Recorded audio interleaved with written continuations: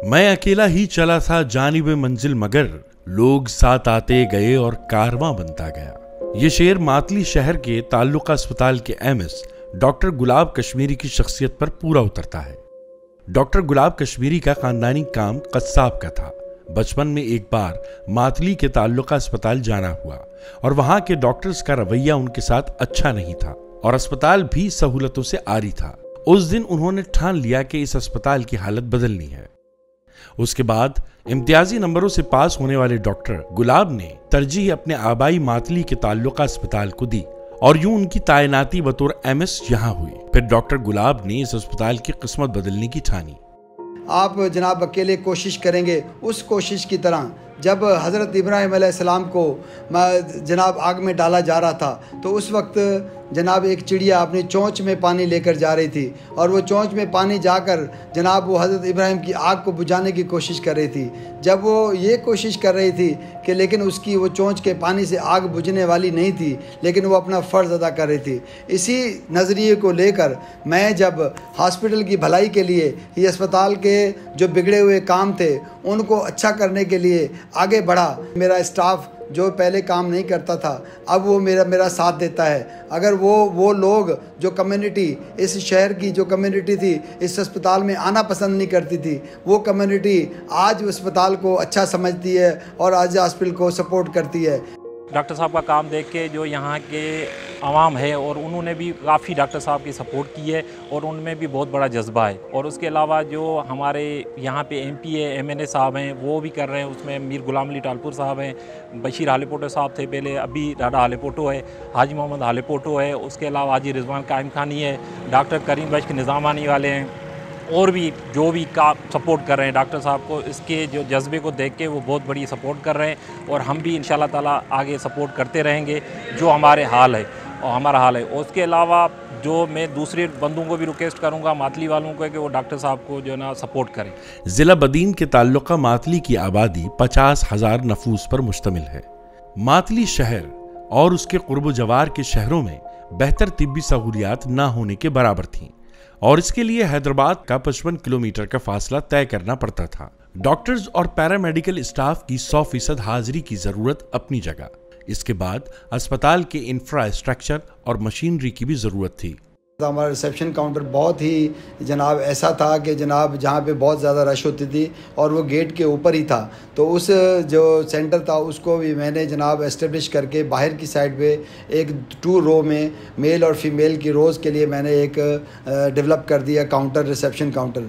जो लोग waiting area के लिए आते थे, वेटिंग में बैठते थे, इंडोर था, वो लोग कहाँ जाते उनके लिए हमने सिटिंग एरिया बनाया और ऐसे पार्क्स छोटे छोटे डेवलप किए जो जनाब लोगों के लिए फ़ायदेमंद और सूदमंद साबित हों। मंजिल तेरी तलाश में घूमेगी दर बदर, खल्के खुदा की राह से रोड़े उठा के देख। ये जब शेर मैंने पढ़ा सुना उसके बाद मुझे में एक जज्बा पैदा हुआ।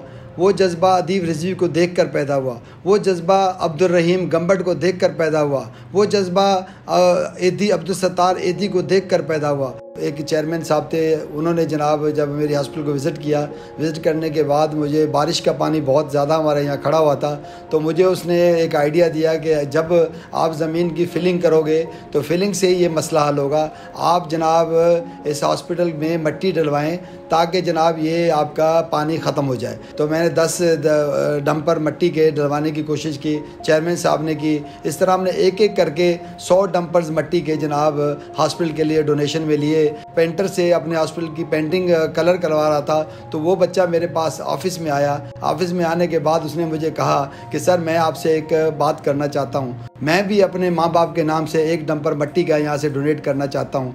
तो उस लड़के को मैंने कहा कि बेटा आपने जो मुझे ये डंपर मिट्टी का दिया है, तो मैं खड़े होकर उसको मैं सलूट पेश किया और उसको गले से लगाया और लगाने के बाद उसका वो डंपर मैंने कबूल किया। तो इस तरह जब मैंने एमएनए और एमपीए साहिबान को एक रिक्वेस्ट की कि भाई ट्रामा सेंटर को मैं डेवलप करना चाह रहा था, वो डेवलप हो चुका है, थोड़ा सा फंक्शनल हो चुका है, तो उन्हें मैंने एमपीए हमारे तंजीला मैडम तंजीला और मीर गुलाम अली साहब को मैं इनवाइट किया किया और जैन शाह साहब को, जो IT मिनिस्टर थे, कि आएँ हमारे हॉस्पिटल को थोड़ा सा देखें। तो उन्होंने हमें जनाब, जब इसकी इनॉग्रेशन के लिए वो आए, तो उन्होंने मुझे डिजिटल एक्सरे 40 लाख रुपए का डिजिटल एक्सरे डिस्ट्रिक्ट से अप्रूव करवा के जनाब मुझे उन्होंने प्रोवाइड किया। मुझे जनाब एक ऑपरेशन थिएटर डेवलप करना था। उस ऑपरेशन थिएटर में जनाब मेरे पास इंस्ट्रूमेंट्स नहीं थे, तो मैंने एक अल अहमद कम्बो ट्रस्ट के हैं बशीर भाई वाले और अब्दुल मजीद बिरादरान, मोहम्मद खान बिरादरान, उन्होंने जनाब मुझे सपोर्ट किया कि डॉक्टर साहब आपको हम ये जो OT के लिए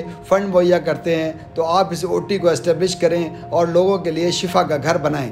इसके अलावा जब हमने ये देखा कि 2 बजे के बाद हमारा जो है सर्विसेज जो हैं वो बहुत सारी एमरजेंसी सर्विस रहती है, लेकिन लोग OPD सर्विसेज लेने के लिए आते हैं, तो उसके लिए एक एमरजेंसी ड्रग स्टोर बनाने का आइडिया मेरे जहन में आया। तो जब मैंने वो आइडिया जनाब दोस्तों से शेयर किया, तो हमने उस इमारत को बनाने की कोशिश की और अल्हम्दुलिल्लाह हमारी वो इमारत 2 से 3 महीने के अंदर डेवलप हो गई। इस हॉस्पिटल में इन लोगों को हमें एक डायलिसिस सेंटर की ज़रूरत है और इस कम्युनिटी को एक नर्सरी की ज़रूरत है।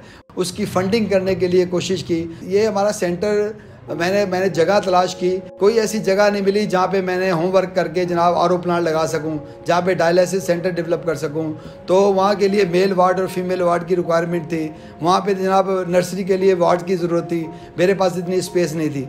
तो मैंने अल्लाह का नाम लेकर एक ईंट प्रोजेक्ट के नाम से एक जनाब इदारा जो डायलिसिस सेंटर और नर्सरी है उसे बनाने की कोशिश की और जनाब उसकी बुनियाद का काम मैंने 27 रमज़ान मुबारक को रखा।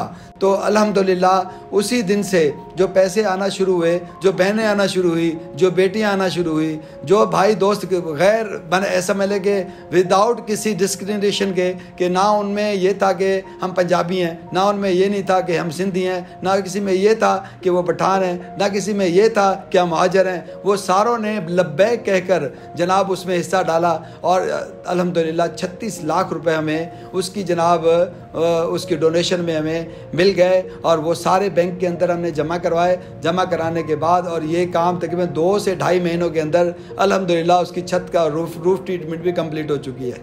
आप में कुछ करने की लगन हो तो कोई दुश्वारी आपके इरादों में हायल नहीं हो सकती। आज ताल्लुका अस्पताल मातली में सिर्फ मातली के नहीं बल्कि दूसरे शहरों से मरीज इलाज के लिए आते हैं। आपका मातली जाने का इत्तेफाक हो तो आप ताल्लुका अस्पताल मातली जरूर जाएं। आप वहां की तिब्बी सहूलियात और सफाई के काम को देखकर हैरत में जरूर आ जाएंगे। मैंने जो एक सोच पैदा की कि हमें एक साफ़ सुथरा माहौल होना चाहिए, एक अच्छी डॉक्टर्स के लिए खड़ी करने के लिए पार्किंग होनी चाहिए, एम्बुलेंसेस की पार्किंग होनी चाहिए और ग्रीनरी चारों तरफ ग्रीन एरिया होने चाहिए। इसके लिए जनाब हमने डेवलपमेंट की, मुख्तलिफ दोस्तों से रिक्वेस्ट की, तो उन्होंने हमें बाकायदा साहिबान बना दिए।